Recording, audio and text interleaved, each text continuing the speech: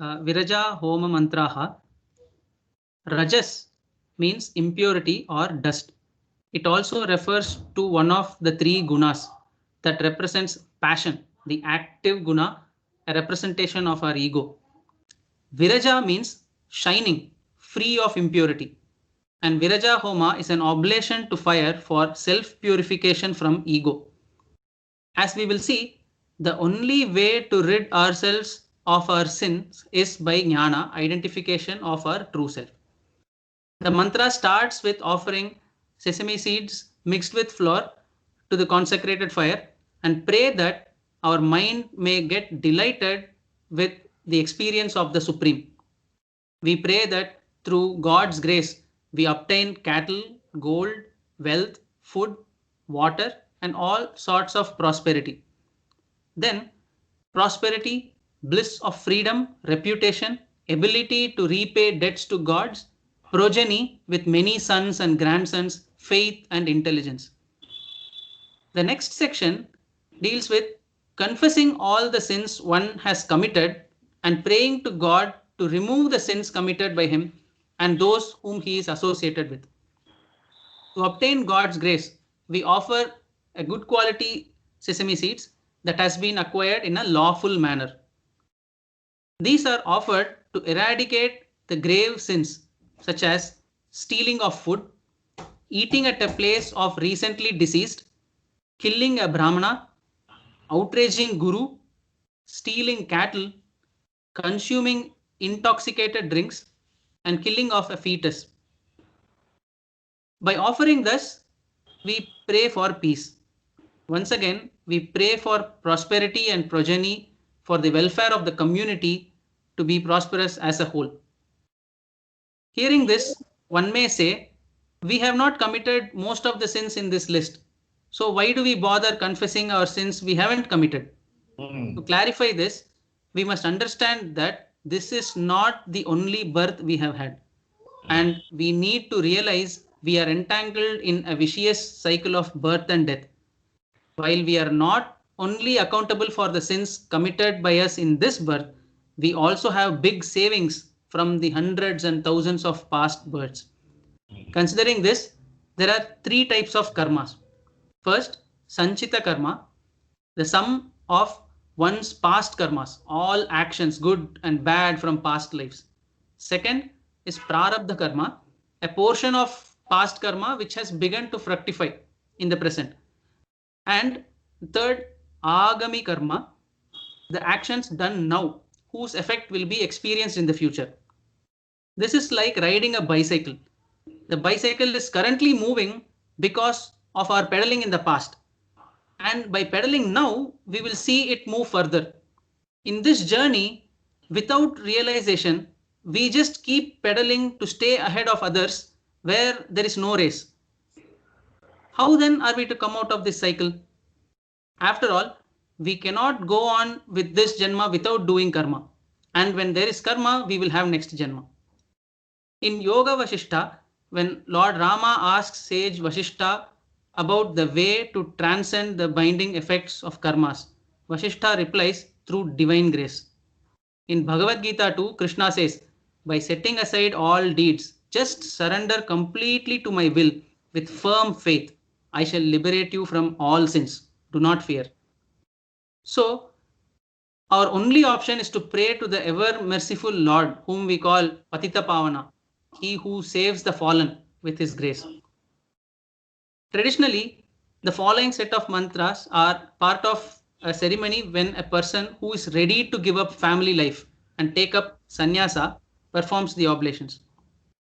We have a series of mantras in which different aspects we are associated with are listed out, and the phrase Me Shuddhyantan Jyotiraham Viraja Vipapma Bhuya Sankaswaha repeats in every mantra, where we refer to a particular aspect associated with us and pray that the sins due to them are cleansed so that the supreme light inside oneself shines brilliantly.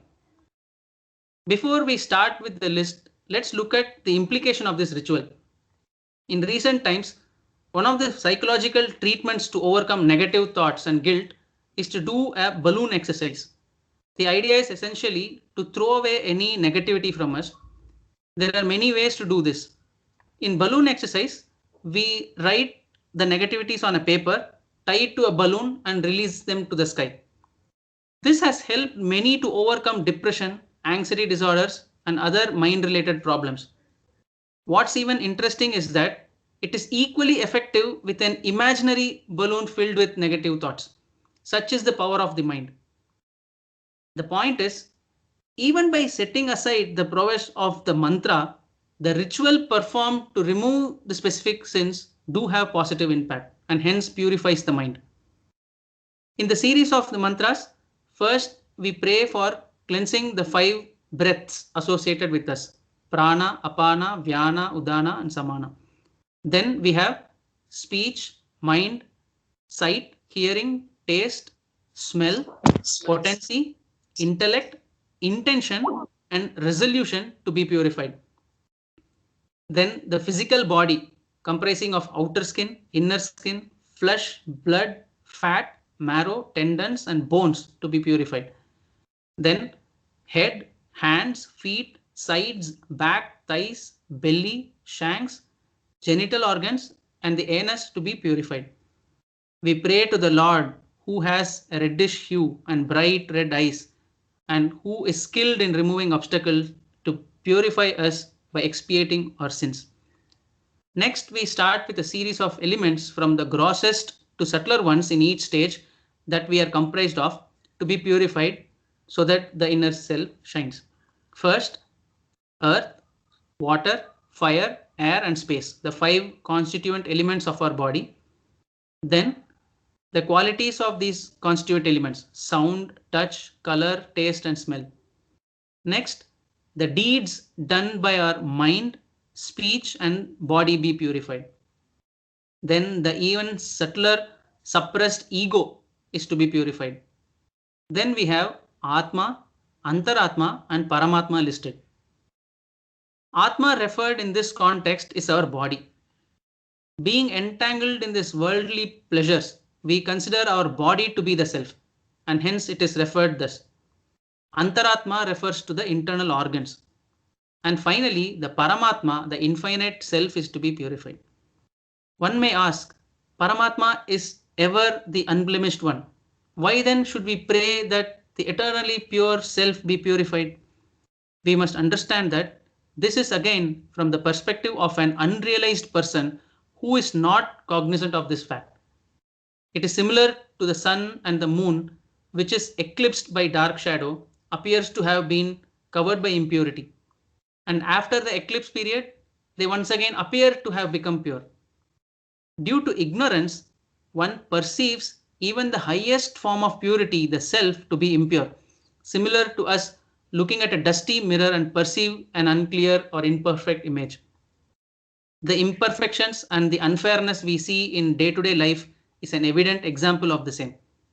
Thus, when ignorance is removed, the dust is cleansed, one shines as the absolute self. Finally, oblations are made to the fundamental needs of life, hunger and thirst. When one becomes dispassionate and self-controlled enough, when even the basic physical needs of hunger and thirst don't bother him, then he is fit for the inquiry into the Brahman. We also pray for prosperity and virtue. This makes it clear that even for a sannyasi, every effort must be taken for the spiritual upliftment of the community as a whole. By this method, from the grossest to subtler elements, one has to keep discriminating them as not the self, cleansing them one by one, and transcend all the 5 sheaths, Panchakoshas, reaching the Atma, the eternally brilliant, shining supreme light within oneself. May that Paramatma grace us thus. Om Tat Sat. Excellent, excellent. It's the